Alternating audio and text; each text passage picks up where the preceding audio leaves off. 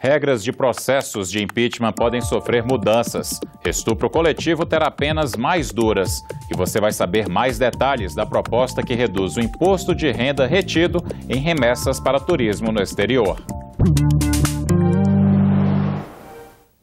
Boa noite. Você acompanha a partir de agora as principais notícias do Senado nesta sexta-feira. Uma proposta de emenda à Constituição em análise no Senado pode mudar regras do impeachment. O autor, senador licenciado Walter Pinheiro, acredita que as alterações vão trazer mais segurança na condução do afastamento definitivo de um presidente da República. A proposta muda 5 pontos do processo de impeachment. Pela regra atual, a maioria simples do Senado decide se inicia ou não o julgamento do presidente da República. A PEC aumenta esse quórum para 2/3, como ocorre na Câmara dos Deputados. Um presidente que é eleito com maioria dos votos da população, na verdade, tem o seu processo de afastamento na medida em que passa no Senado e não na Câmara.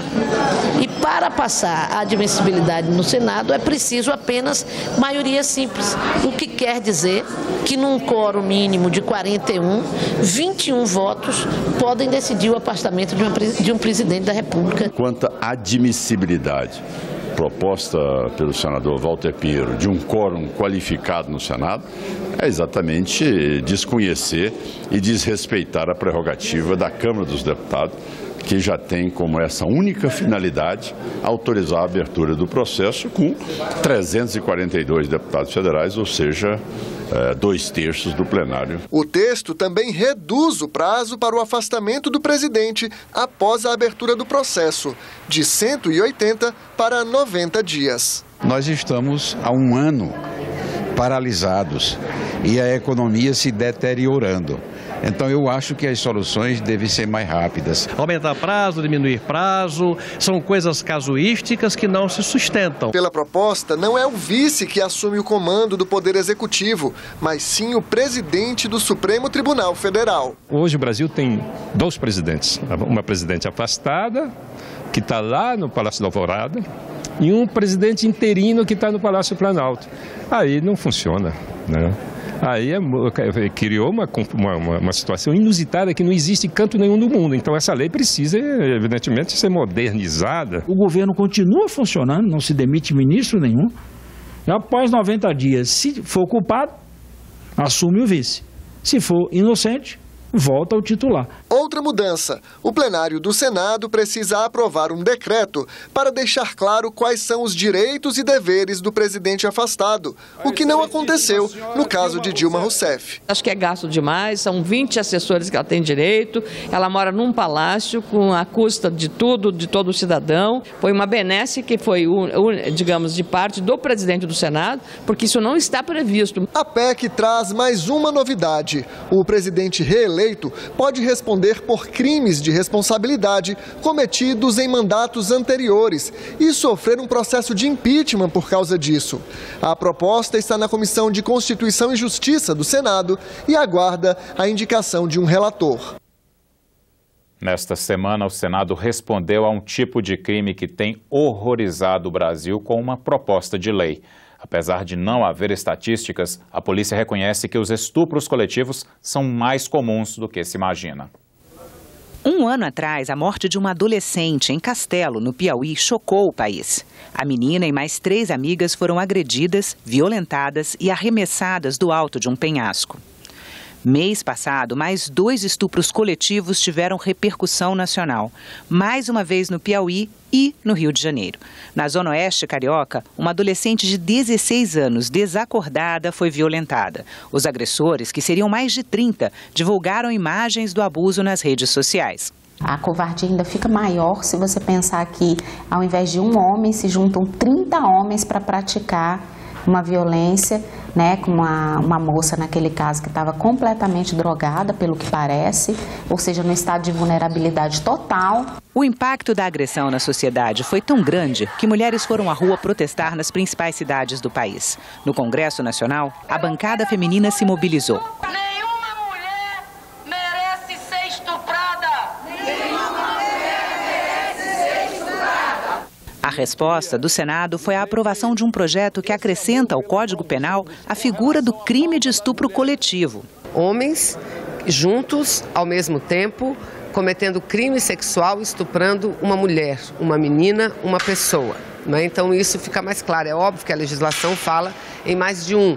Entretanto, não usa essa figura que é muito forte, muito significativa, o crime coletivo. Hoje, a lei estabelece a pena de 6 a 10 anos para estupro de homens e mulheres. Se a vítima tiver entre 14 e 18 anos, a condenação mínima é de 8 anos de prisão.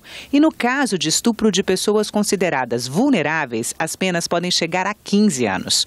O projeto do Senado prevê que os condenados por estupro coletivo tenham a pena aumentada e possam permanecer até 25 anos na cadeia.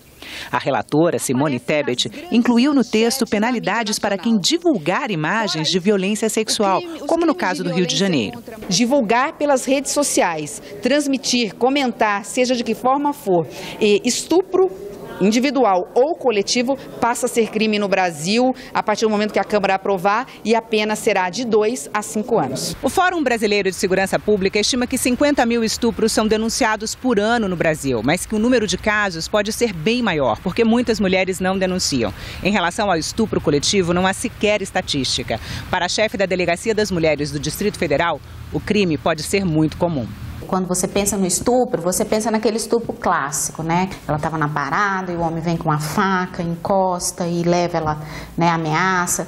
Não, existem outros estupros que devem estar acontecendo aí todos os finais de semana em festinha e as pessoas não estão se dando conta que estão aí. Então, assim, que cultura é essa também que os meninos têm do desrespeito?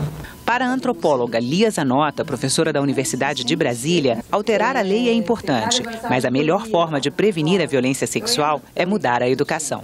Porque o estupro faz parte de toda uma cultura machista, violenta, que ensina aos homens controlarem as mulheres, castigarem suas mulheres, quer dizer, a violência como se fosse um castigo, desafiarem, não levarem nada para casa. A nossa cultura propõe a vergonha na mulher e não na vergonha no estuprador. Para que fique bem claro, de acordo com a lei, é considerado estupro qualquer tipo de ato libidinoso, quer dizer, com objetivo sexual, sem o consentimento de uma das partes. No caso de menores de idade, mesmo se houver permissão, é estupro. E se você quiser acompanhar o andamento do projeto que o Senado aprovou nesta semana, ele agora está na Câmara dos Deputados. Está marcada para a próxima terça-feira a votação da medida provisória 713. Ela reduz o imposto de renda retido em remessas de dinheiro para o exterior, destinado a pagar atividades de turismo. De janeiro a abril deste ano, os brasileiros gastaram 4 bilhões de dólares em viagens ao exterior. Parte desse valor é pago diretamente pelos viajantes, por meio de cartão de crédito, por exemplo. Nesse caso, está sujeito à cobrança de 6,38% de IOF. Quando o turista compra um pacote em uma agência, a tributação é um pouco diferente. Até o final do ano passado, o valor enviado ao exterior para pagar despesas pessoais era isento de imposto de renda retido na fonte. Só que no início de janeiro, a isenção acabou e esse dinheiro ficou sujeito a uma alíquota de 25%, o que gerou reclamação do setor.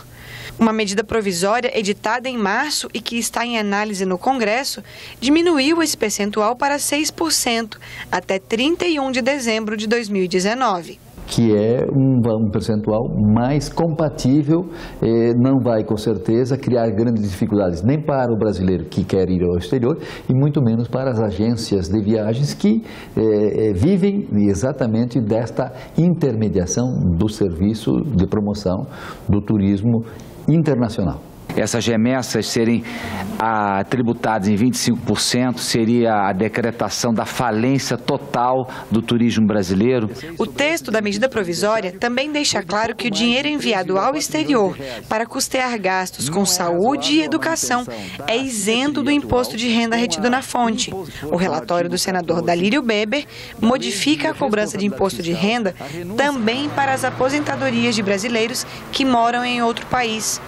A lei atual determina que, independentemente do valor recebido, o aposentado ou pensionista pague 25% de imposto. O senador quer que a cobrança seja escalonada de acordo com a renda, variando de 0% a 27,5%, como acontece para quem mora no Brasil. A necessidade de correção é ainda mais premente se considerado que, segundo dados fornecidos pelo Ministério de Relações Exteriores, a maioria dos benefícios pagos no exterior no regime geral da Previdência, INSS, não seria sequer tributada se o beneficiário residisse no Brasil.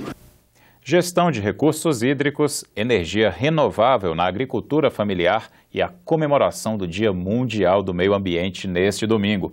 Temas do programa Eco Senado, que estreia neste final de semana.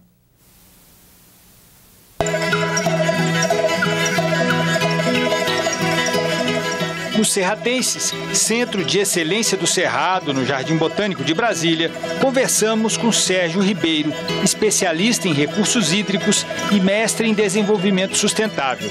Chefe da Unidade Estratégica de Água da Secretaria de Meio Ambiente do Distrito Federal, Sérgio trabalha há 15 anos com estratégias para o uso sustentável da água. Um paradigma importante que a gente tem que superar, né, para uma gestão mais apropriada, mais moderna, né, da água no nosso país, é quebrar um imaginário de que as cidades, né, precisam de trazer a água cada vez mais distante. Na AgroBrasília, Feira Internacional dos Cerrados, conhecemos experiências de geração de energia renovável para a agricultura familiar. Por exemplo, energia solar, energia eólica, biogás e também biodiesel. Trazer até os agricultores essas tecnologias que hoje estão disponíveis para aplicação, especialmente no meio rural.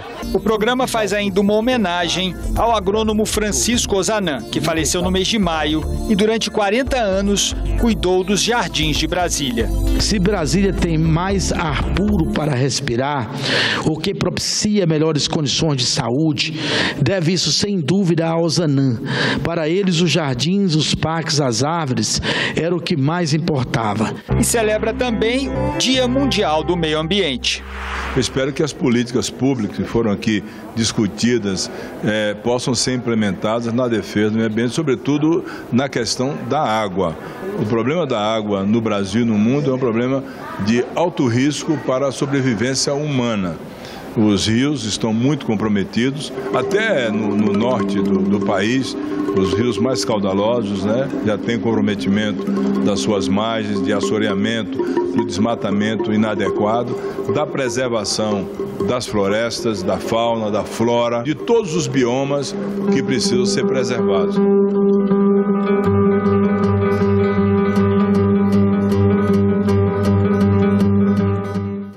Você terá outras notícias a qualquer momento na nossa programação e também na página da TV Senado na internet.